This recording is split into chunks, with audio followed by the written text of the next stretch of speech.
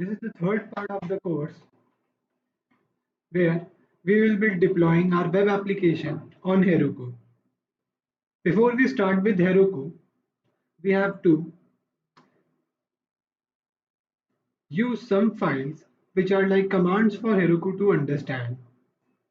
So let's start with the runtime.txt and proc file. So what you can see is the first part, that is runtime.txt, having written Python dash the version of it.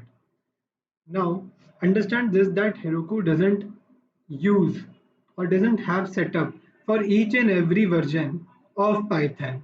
So it has predetermined some versions like 3.7.10, 3.6.13, and so on. So we have to set that up in our runtime.txt for server on Heroku to understand that yeah, this version of Python has to be used.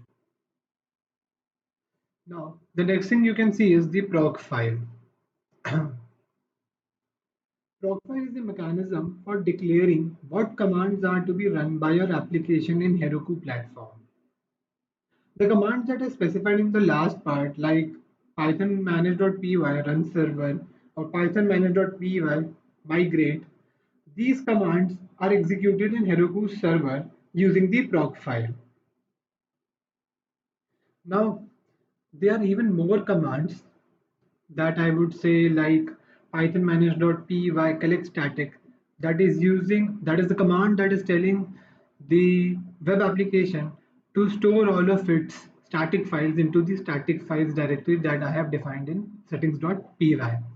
So there are even more commands that can be run or that are ought to be run before the setup or before the start of using the web application. So all of that has been handled by GUnicorn using the mysite.wsgi file that was inside your mysite directory with the settings.py file.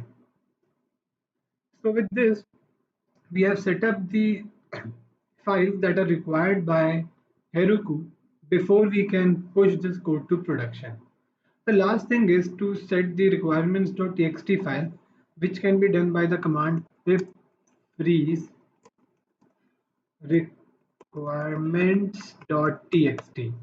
So with this, we can get all the dependencies stored in the text, that is requirement.txt file. So now if we move forward to Heroku, so you can see that this is my dashboard. Okay, so if you go forward and look at the top right, you can see there's a new button which has create new app. So you can click on here and generate a new app. Since I've already built an app for this project, which is named voice prediction, I would be using this only. Now lastly, once you have built the app, you go inside the app and you click on open app. So here you would see a link that is present. Okay, so just copy that link. For now, just ignore this part. Just copy that link and in your settings.py file. Now I've already set this up in GitHub also. So I have built a repository and uploaded the code inside that repository. So you can see that this voice gender is the name of the repository, and in the master branch, all of my files are present. Okay, so what you can do is just go in my site, go to the settings, and here set this up. Whatever you copied, just paste this here and remove the HTTP part and slashes. So what this is doing is telling the web application that this DNS can be used to host this code onto a server. So once we have done that, we have finalized and made all the changes that were required inside the web application.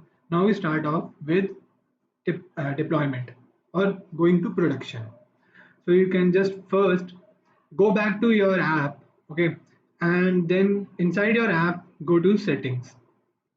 Now in settings, you would see a build pack. So you add build pack and inside that select Python and then save changes. I've already done that. So you can see that Heroku/Python, a build pack has already been defined for this app itself. Once this is also done, you go to your deploy. Now in the deploy, they are given three options, that is deployment method, having Heroku, GitHub, and container registry. So we will be using GitHub option. So once you click on this, it would ask you to enter your credentials and log in into GitHub.